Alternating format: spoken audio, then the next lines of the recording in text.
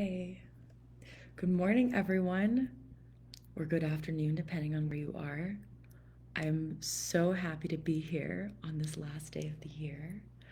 My name is Kira. It is a little confusing as it looks like Sierra, but it is an Irish name. And if you've ever seen Irish names, you know that they look like fairy language. So, my name is Kira, and I am a mentor for teens and a guide for parents. And I'll tell a little bit about my story in a moment, but what I'm sharing today is about the brilliance and wonder and curiosities of adolescence, of that stage of life, of what we can learn from teenagers, what they are here to teach us, as well as how we can best support them. So at the end, I'll be speaking specifically about how you can support an adolescent in your life if you're a parent or an aunt or a teacher or you work with young people in any way or ever do in the future. But a lot of what it is probably applicable for other people too. So hope you stay until the end for that part. So I will first start by sharing a little bit about my story. So when I was a teenager, I was a very rebellious, sad, insecure, anxious, passionate, um, and deeply, deeply sensitive being. And when I was young, I was like a really bright, really well adjusted kid. But when I hit the teenage years, my life just fell apart and I became a shell of myself.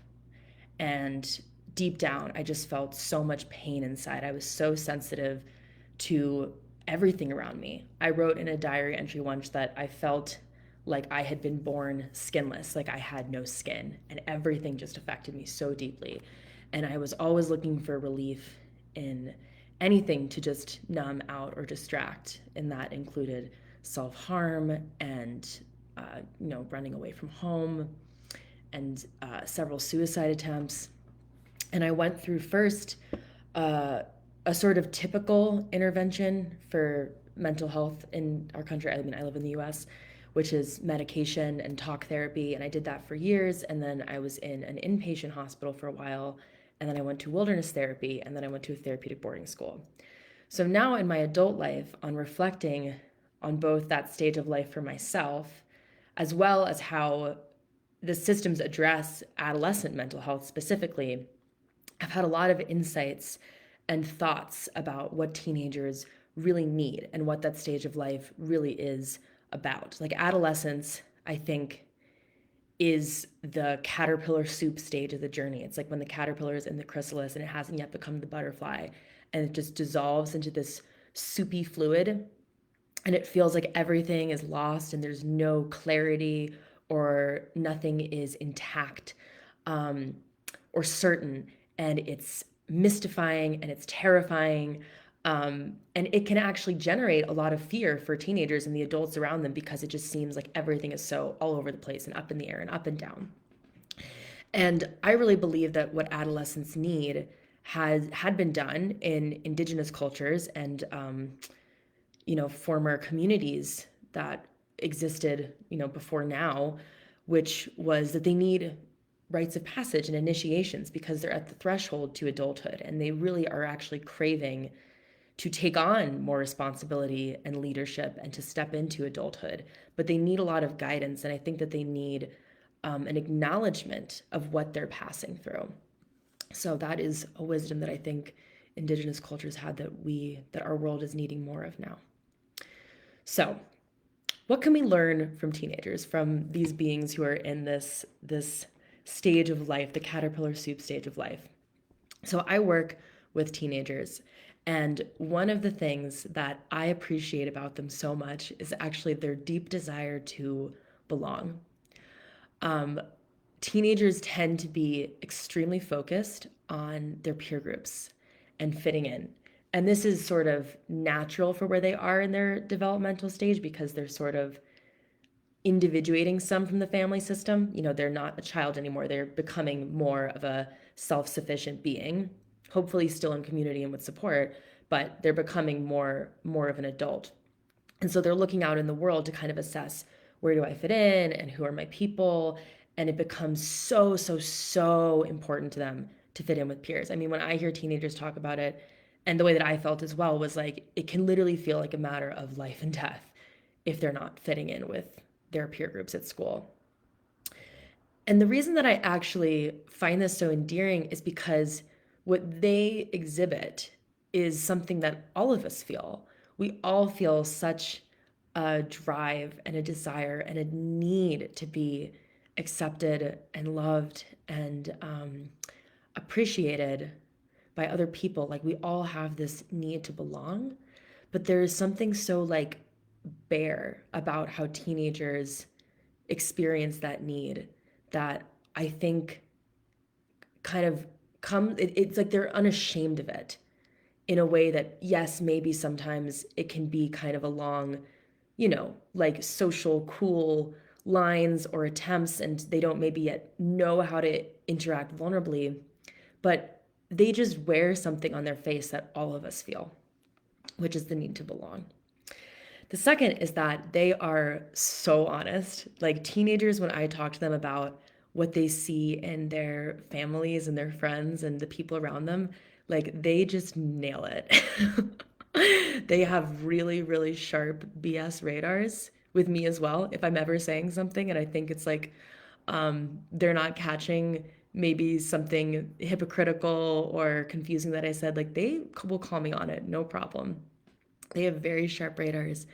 They're so honest and they see everything. Like they are these like sponges that are just taking in everything that's happening around them. And I think that can be why they struggle with their sensitivity, because it is so constant. Like they're so, so, so deeply affected by what's happening around them and they're taking it all in. But there's something really, really brilliant in their sight and in the clarity that they have. And the last piece, I mean, there are obviously so many, but the last one that comes to mind right now is their courage and their bravery. Like they are moving through a massive initiation, all teenagers are, to become an adult in today's world. Like to be a teenager in today's world and to be becoming an adult and stepping into that role with all of the psychic clutter and confusion and noise and intense just stimulation all the time. Like that is a massive undertaking. And I see so many of them just stepping into that bravely. And it's like when they hear something, like when you give them a piece of feedback or information, like I'm not saying that they take it the very first time you say it, but they take it to heart and they run with it and they move with it. Like there have been many times I've shared something with a teenager about, hey, like here's something that I'm seeing. And the way that they just reflect on it is incredible. And I see them work so quickly to move through initiations once they feel seen and supported, because courage and bravery, I think, as well, are both features of adolescence. Like it's when they are taking risks and, they would be going out on the hunts or going on a vision quest, or taking on just far more responsibility with a community. And so teenagers are naturally sort of programmed with this innate courage and this drive to move beyond the safety of what they know and go out into the world. And it's something really, really powerful if they know how to tap into that. So, how can we support them? How can we support teenagers? If you have a teenager in your life or a teenager that you believe you will encounter in the future, these are 3 things that I have found from my own experience as a teenager and from working with them. The first thing is to relate to them as whole and healed. People, I mean, this goes beyond just teenagers, but people can feel how you feel about them. And if you feel or you regard your teenager as dishonest or dysfunctional, or untrustworthy, they will feel that. And I work often with populations of teenagers who have made risky choices or who have done dangerous things. And so we could say that in many cases, that is warranted in some ways. Certainly for me, I did a lot of things that you could say would have earned me those labels. But I also needed to be regarded as capable of growing and capable of changing. And especially when I was in the medical system of mental health care, I came to see myself as damaged and ill because of all of the language that was being used and the diagnostics of it. And people, I think, I think it was like when I met people who were able to hold my pain and also hold the bigger picture of who I was. They were able to see me beyond just the choices I was making and beyond just the pain I was in. And they could see the wholeness and the totality of my being with this, like, I know you are so much more than just what you feel right now. And I'm here for the feeling. And this isn't to suggest that like you ignore the pain your child is in at all or that you don't seek support for them, but when you are engaging with a teenager when they are in pain, you intimately be there for the pain. And you also reflect back to them that you see and you feel and you know their inherent capacity and power to create their own life. The second piece is becoming curious about an unmet need behind problem behavior.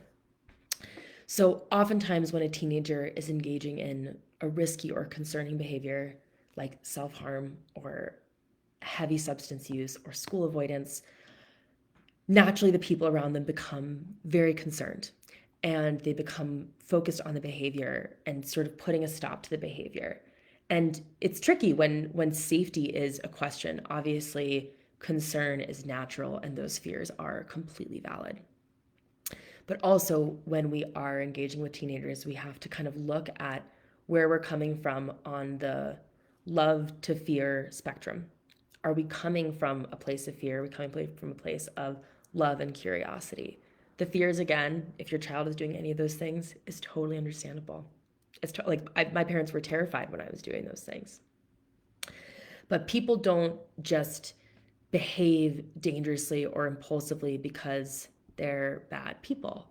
Oftentimes, those behaviors are coping strategies or adaptations or solutions that a teenager or someone has come up with to meet a need that they have or soothe the pain.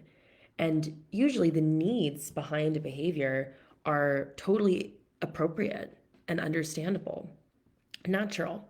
But sometimes the behaviors are, bringing about more chaos or pain in the long term. And it's really important that we understand what are the conditions that have created this behavior. Like what is in the environment, what is in the social life, what is in the psyche and the inner world that someone would be choosing these behaviors. And when we come from that place, it really removes a sense of shame because we're not judging someone for their behaviors or casting them as wrong. We're coming from curiosity, like, oh, let's understand why you did this. What need is this meeting? What can you choose that would also help you meet this need? Because I think that for me, when I was in those experiences in that time of my life as a teen, I was never really asked that question. And so I never really got down to the root of like, what is actually going on at the core here about how I feel about myself, about the narratives I've created about other people in the world that I'm constantly, engaging in self-harm or or impulsive behaviors, or I'm seeking validation in like, older and unsafe people. Like what is really going on at the core here? What do I need? And it took years for me to finally understand what was happening and to not just look at, okay, how many times have I felt an urge this week? Okay, that's maybe less than last week, so I must be getting better. It's a much different path of inquiry when we look at like the real roots of what's going on in someone's life and we don't just see them as, an addict or someone who is like a borderline patient or something.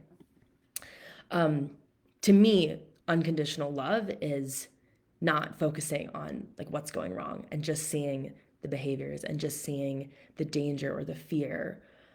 It's focusing on the beauty of what can become. And it's always about seeing someone beyond just the moment and the choice that they've made. The last piece is that pain is bearable in connection. And that is what teenagers need deeply. I think parents probably, and I say this because I'm not a parent yet, but I see in the parents that I work with, there is this huge pressure to try and fix the situations that their kids are in and to solve the problems. And if they're, upset about something that happened at school, they want to just make it better. They want to, oftentimes when they're talking to their kids, they either want to point them towards a more positive frame. Like let's say a teenager is sad because they, got left out from something at school. Some parents might be like, oh, but you'll make other friends or other people like you, wanting to point them towards focusing on the positive. Or they want to use that situation to empower them and be like, well, you can't let how other people treat you get you down. You gotta, get through this. Like that's life. And both of those are, well-meaning.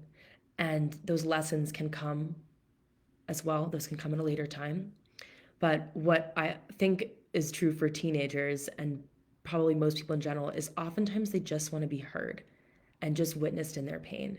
And you don't actually have to have all the answers. When I talk to teenagers, they say that a lot. They say, like, I just want my parents to listen. I just want them to get it. I don't need them to solve it. I don't need them to have the magic wand. I just want them to be there. And I think we maybe sometimes underestimate the value of presence, of your presence in healing and guiding and loving someone. So I'll say again, yeah, pain is bearable in connection. There were so many things that I went through as a teenager that nearly broke me. And I didn't really have someone there were people, but I didn't have someone that I really trusted to see what I was going through. And I think it would have changed so much if I had had that. I think really to be someone witnessing an adolescent moving through adolescence, especially if you're a parent, is sort of a spiritual experience in its own way, because it's like watching someone develop and learn and create themselves on their own timeline. There's not much you can do to control a teenager. You can certainly try. And absolutely, I think another thing that's a whole other conversation is about the importance of boundaries, because teenagers, as much as they need the space to explore and to take risks and to be young people who are out and wild in the world and to take on responsibility as well with that, not just acting wild, but also they really need to take on responsibility. They want that so much. And I see it being so empowering and confidence building for them. But they also crave structure and guidance and boundaries. That actually helps them feel more safe and more like they can go and explore and push the boundaries when they know that they're there. But I think that at the end of the day, they are becoming their own people. And a lot of parents, especially if their teenagers are going through challenges like I've described, they feel a huge need to kind of know when it's going to end or know what they need to do or how to change things. And while it is so important to be there and to get help for your kid if they need them, I mean, that's what I do and that's what I'm here for, to support teenagers and their parents. It's really also about trusting the innate intelligence and pacing of your child and honoring what adolescence is, which is a becoming. So if you would like to read more of my work or explore more of my work, I will share in the comments my website, where I have some blogs and some podcasts, and I will also share my Facebook group, which is free, and I share videos in there and offer more personalized support for parents. And then I will share a workbook that I created about the nervous system and how to use nervous system regulation and awareness to support yourself and your teenager. It has been so lovely to be here, and Happy New Year to you all.